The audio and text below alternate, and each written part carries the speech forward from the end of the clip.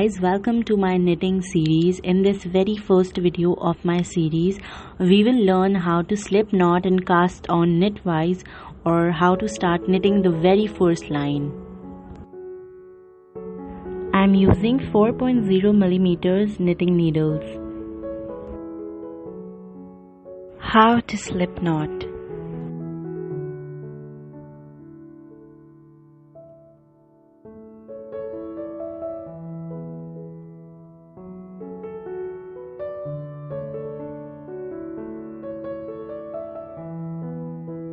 Take your yarn and try to make a knot like this that I'm making here.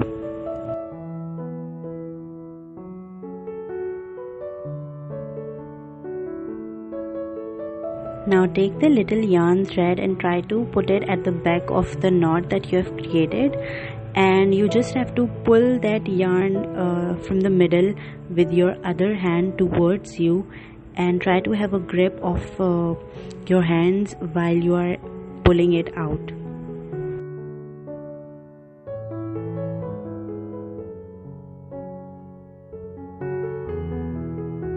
Let's do it one more time.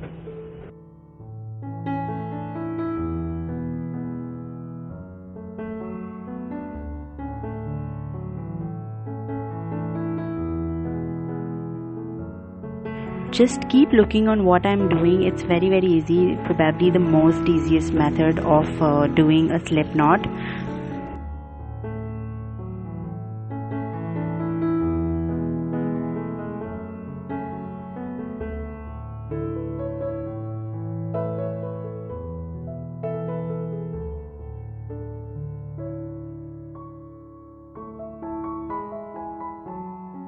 How to cast on, or how to start knitting loop by loop.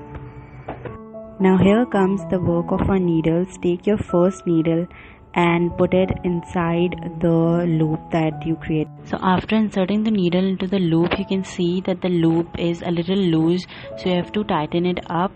For that, just pull the both downward threads and you can see that the loop is tightening up. Don't tighten up the loop too much, and also don't keep it very loose. You just have to create a balance.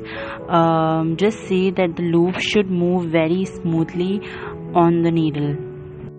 So the slip knot counts in as the first loop on your needle. After that, you have to begin looping ahead. So for that, you will take your second needle and insert it in the loop, just like what I'm doing in here. The second needle should be at the back of the first needle. You can grip the little yarn that is coming in your way with your thumb, so that when you begin looping, it doesn't interrupt you. Now take the yarn that you're working with, or the yarn that is attached to the wool ball, and wrap it around the second needle, and then bring it at the front, basically in the middle of both the needles. Now watch this part very carefully. You just have to pull your second needle a little back, and then you have to take the loop that was sitting in your first needle into your second needle. That way you will be having loops on your both needle. So just insert your first needle onto the loop that is on the second needle, and take it onto the first needle, and then pull the second needle away from your work. Tighten up the new loop a little bit by pulling the thread, and here you have casted on the second loop after the slip knot.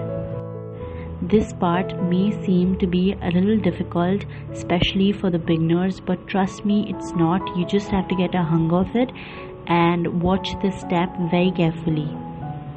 Let's cast on our third loop.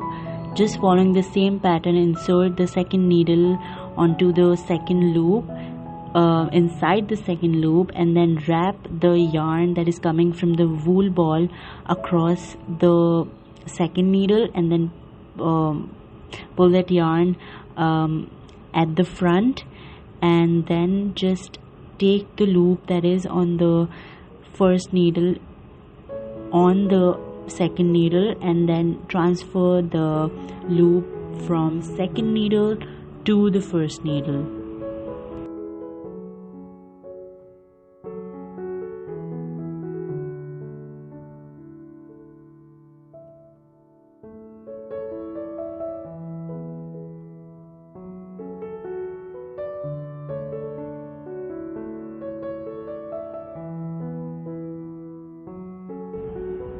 So here we have casted on 3 loops. Now I'm showing you guys and basically repeating all the steps again using a different colored wool. First making a slip knot, then starting to cast on the knits or the loops. Just watch what I'm doing and it's very easy to catch.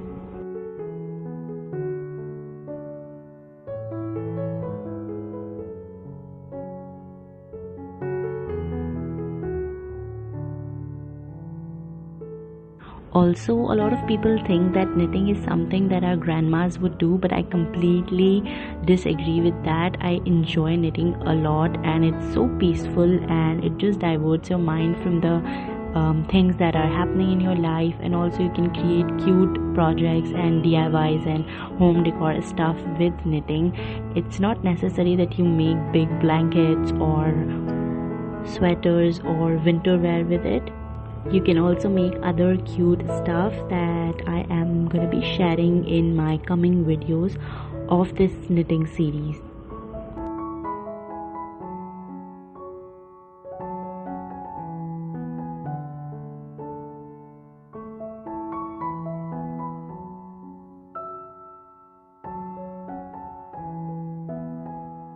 Now the amount of the cast on loops or the stitches depends on how long you want your project to be, whatever you are knitting, how long you want it to be lengthwise. By that you will be knitting your loops according to the length you want of whatever your thing is, you want the length of it to be. So here, just for example, I created 3 loops on the green yarn and 11 loops on the brown one. You'll make more loops if you're knitting something big.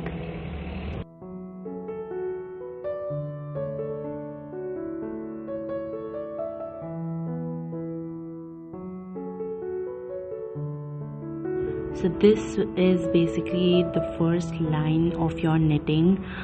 It's just the starting point. After this first line, your real knitting process will begin.